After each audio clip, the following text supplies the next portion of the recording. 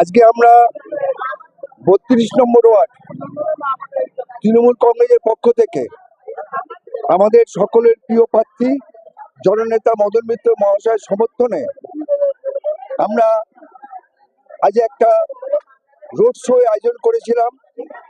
আমাদের মধ্যে উপস্থিত ছিলেন বেলগড়িয়া শহর তৃণমূল কংগ্রেস সভাপতি বিশ্বজিৎ সাহা থেকে শুরু করে প্রচুর সংখ্যক আজকে কর্মীরা পথে নেমেছে।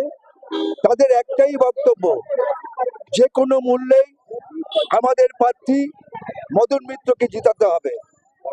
আমাদের উন্নয়নের কাণ্ডারি মমতা বন্দ্যোপাধ্যায় যেভাবে একের পর এক রাস্তাঘাট থেকে শুরু করে, ড্রেন থেকে শুরু করে, লাইট থেকে শুরু করে, কন্যাশ্রী থেকে শুরু করে, রূপশ্রী থেকে শুরু করে, লক্ষ্মী ভান্ডার, যুব সাথী থেকে শুরু করে যেভাবে উন্নয়নমূলক কাজ করে যাচ্ছেন, আমাদের দৃঢ় বিশ্বাস আগামী দিন পশ্চিমবাংলায় চতুর্থবারের জন্য মাননীয় মুখ্যমন্ত্রী মমতা বন্দ্যোপাধ্যায় নবান্নের মস্তদে বসবেন, চতুর্থবারের জন্য উনি মুখ্যমন্ত্রী হবেন।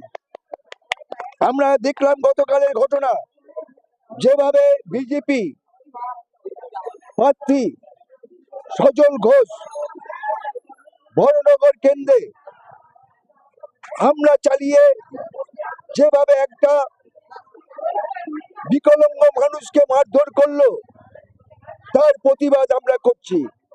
হিংসার মধ্যে দিয়ে কোনোদিনও জয় সম্ভব নয়, এটাই আমরা জানি। হিংসা করে কোনোদিনও জিততে পারবে না, এটা বিজেপি কিন্তু জেনে রাখা দরকার।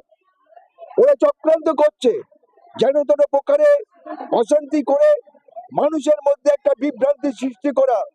আমরা দেখেছি এসআইয়ের মধ্যে দিয়ে মানুষ যেভাবে দিশাহারা হয়ে গেছিল, মানুষের একটাই চিন্তা ভাবনা ছিল, তাদের ঘুম উড়ে গেছিল, তারা কি করবে। লক্ষ লক্ষ লোক এসআইয়ের মধ্যে দিয়ে তারা বিচারাধীন অবস্থায় পড়ে আছেন, তাদের কি দুর্দশা, এই কথা কেউ বলে না। আমাদের নেত্রী মমতা বন্দ্যোপাধ্যায় দিল্লিতে গিয়ে সুপ্রিম কোর্টে সওয়াল করেছেন, এই অসহায় মানুষগুলোর পাশে দাঁড়িয়েছেন। আমরা চাই প্রকৃত ভোটারের নাম তাদের লিপিবদ্ধ করা হোক, তাদের নাগরিকত্ব দেওয়া হোক। আমরা এটাই চাই। আমরা চাই বাংলার মানুষ শান্তিপ্রিয় মানুষ, বাংলার মানুষ গণতন্ত্রের মানুষ, বাংলার মানুষ সাধারণ মানুষকে নিয়ে চলার মানুষ। তাই তাদেরকে আমাদের মাথায় রেখে আমাদের নির্বাচন করতে হবে। বাংলা অশান্তি করা আমরা কোনো মতেই বরদাস্ত করব না। আমরা সবাই মিলে একজোট হয়ে আমাদের প্রার্থী মদন মিত্রকে এখান থেকে জিতাবো, এটাই আজকে আমাদের অঙ্গীকার। আমরা জানি এই জন্য আমাদের অনেক কঠোর পরিশ্রম করতে হবে, তার জন্য কিন্তু আমরা বিন্দু মাত্র পিছিয়ে নেই। আজকে আমাদের শুভ সূচনা হলো, আগামীকাল আমাদের এখানে আমাদের মনোনীত প্রার্থী মদন মিত্র মহাশয় উনি আসবেন কর্মী সভাতে রাত 8 ঘটিকায় অভিনন্দন অনুষ্ঠানের বাড়িতে। সেখানে আমরা সবাই থাকবো এবং ওনার জয় নিশ্চিত, এটাই আমাদের একমাত্র পথ, একমাত্র কাম্য।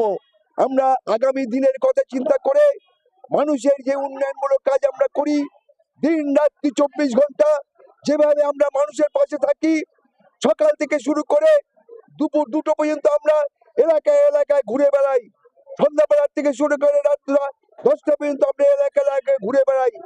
পরিষেবার জন্য আমরা কিন্তু কোনো ত্রুটি রাখি না, সে বিজেপি করুক, সিপিএম করুক আর কংগ্রেসই করুক, তাদের পরিষেবা কিন্তু আমরা সমান চোখে দেখি। তাই আমরা আশা করব আমাদের এই জয় সুনিশ্চিত।